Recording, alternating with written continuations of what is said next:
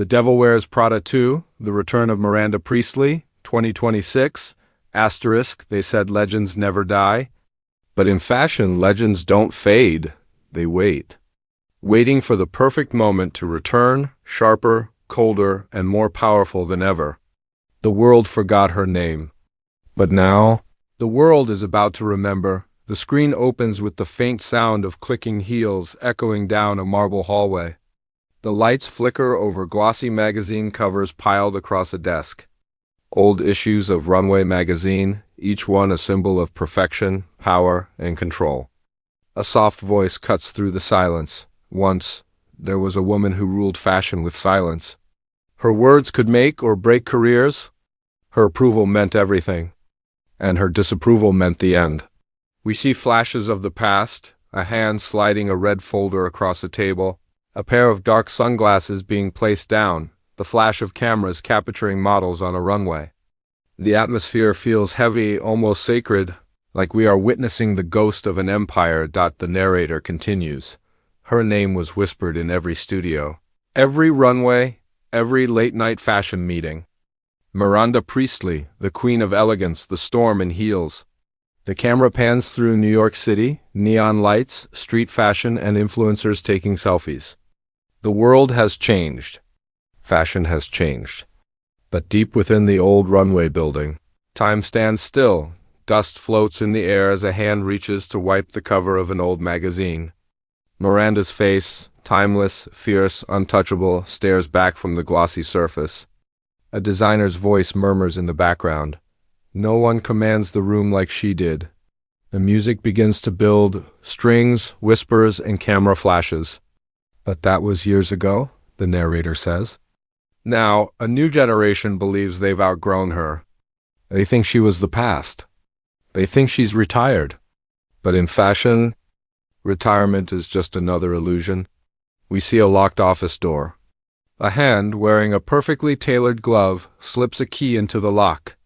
The door opens, and a soft breeze moves through the room, brushing over old photos and sketches. The narrator's tone drops to a chilling calm. And when power has been silent for too long, it doesn't disappear. It returns louder, stronger, unstoppable. The final shot, a pair of elegant Prada heels step into frame. The familiar, commanding click of each step fills the silence, fade to black. On-screen text. The Return of Miranda Priestly, music fades out with a whisper. That's all. Asterisk, the world of fashion no longer lives on glossy pages. It scrolls, it streams, it trends. A million screens light up at once, faces posing, filters flashing, hashtags rising. The camera pans through a swirl of social media posts, each one louder than the last. Voices overlap. New drop. Collab alert. Sustainable couture. The once exclusive world of runway has become a digital battlefield. A calm, elegant voice cuts through the noise. Once we dressed to impress. Now we post to survive. The beat quickens, keyboards typing, drones filming fashion shows, digital avatars strutting across holographic runways. The age of influencers has arrived, and they wear crowns made of likes and algorithms. But behind the glow of screens, something feels empty, chaotic, commercial, soulless. Fashion has forgotten what it means to lead, the narrator says. And where there is chaos, the old gods stir. We see a faceless silhouette of Emily Charlton, standing in a glass office high above New York. The walls are lined with magazine covers, all featuring her name as editor-in-chief. She stares at a glowing monitor, her reflection fractured in the screen. Whispers ripple through the newsroom. Did you hear? She's back.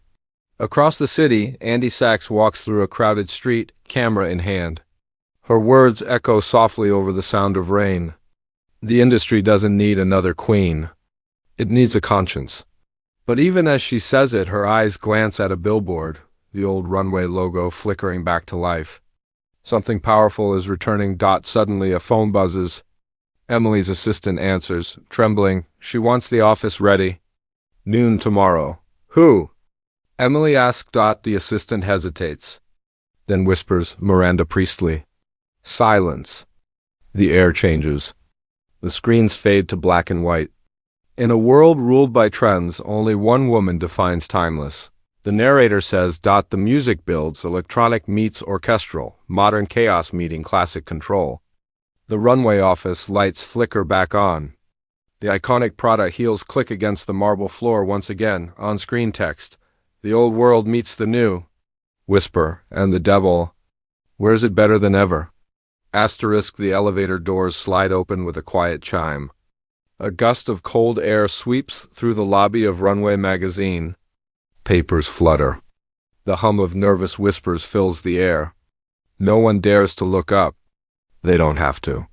The sound of those heels, precise, unhurried, merciless, says everything. A voice breaks the silence, calm, commanding. Has no one told you? Paua doesn't ask permission to return. A black-gloved hand adjusts a white collar. A reflection moves past a mirror, silver hair, posture perfect, the silhouette unmistakable. Miranda Priestly is back. The queen has returned to her kingdom, the narrator breathes, and even time itself seems to bow. The old world trembles as the new world watches. In the newsroom, Emily freezes mid-sentence. She thought she was prepared, years of loyalty, sacrifice, and ambition. But nothing prepares anyone for Miranda's presence. Her gaze, even unseen, feels like a spotlight cutting through glass. Miranda glides past the staff. No words, only a faint, measured sigh. She stops before Emily's desk. Her tone, cool as ever. Still here, I see. How persistent of you. Emily forces a smile. Welcome back, Miranda. A pause. A whisper. Was I ever gone? Across town, Andy sees the news spreading, headlines, posts, whispers. Priestly returns to Runway. Her phone vibrates endlessly. She stares at the screen, haunted. Memories flood back, the icy commands, the impossible deadlines, the lessons she swore she'd never forget. Every empire needs a ruler, the narrator continues. And every ruler needs a reason. But this time, Miranda's return isn't just nostalgia. There's something different in her silence. Beneath the surface of her calm lies a plan, calculated, deliberate, inevitable. The lights in her office turn on for the first time in years. The same desk, the same chair. Only one thing has changed. A digital tablet replaces her paper files, glowing faintly in the dim light. The future she once dismissed now sits before her. And she's ready to conquer it too. The narrator's voice drops, almost a whisper. They built a new world while she was gone. Now she'd teach them who built the last one. The final shot, Miranda stands by the window, looking down at the city.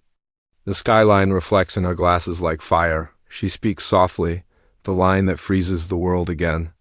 Let's begin. On-screen text, The Return of Miranda Priestly. Fade to black. Asterisk, the city doesn't sleep, it watches. Screens flicker, gossip spreads, and the name Miranda Priestly trends again after years of silence. Runway Magazine has become a battlefield of ambition. Cameras flash. Designers panic. Interns run through hallways holding coffee and secrets. The Queen's return has shaken the world of fashion to its core. In every kingdom, power changes hands. But sometimes, the crown refuses to move. Inside Runway, Emily stands before a wall of headlines. The devil returns. Priestly versus Charlton. The tension is electric. Her reflection trembles in the glass as she whispers, "You taught me everything, Miranda. Now you're here to take it back." Cut to Andy, standing on a rain-soaked street, watching Runway's massive digital billboard glow with Miranda's face. Her voice narrates softly. You can't stop her. You can only hope to survive her. The soundtrack builds a mix of strings, drums, and the rhythmic clicking of heels echoing like thunder. Inside her office, Miranda reviews a new layout, Runway reimagined. She says nothing. But the world bends to her silence once again. A young influencer designer tries to challenge her, presenting holographic dresses, digital models, futuristic fabrics. Miranda observes in silence. Then, with a slow tilt of her head, she delivers the verdict. Impressive.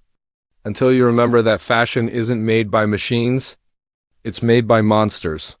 Her words slice through the air like a blade. The room falls silent. Power has spoken, but beneath the glamour, something darker brews. Miranda's plan begins to unfold. Her return isn't about nostalgia. It's about legacy. She's building something new, something that will outlive trends, outlast technology, and outshine everyone who doubted her. Emily realizes too late, she's not just part of Miranda's story. She's a pawn in her final masterpiece. Andy, torn between admiration and defiance, faces a choice: expose Miranda's ruthless empire or help her redefine it one last time. The camera cuts between their faces, unseen, faceless yet full of fire. The tension builds with a montage of chaos. Fashion shows collapsing under pressure. Models storming offstage, headlines spinning, flashes of betrayal and brilliance. In the end, the narrator says, fashion is war. And Miranda Priestly has never lost a war. The music hits its peak, lights flash, glass shatters, and Miranda steps into the center of a runway illuminated by flames and cameras. Her voice returns, calm and cold. Power isn't given. It's worn. The final shot, Miranda's silhouette turns, the crowd's roar fades into silence. The screen goes black. On-screen text. The Devil Wears Prada 2, The Return of Miranda Priestly, 2026, whisper, that's all.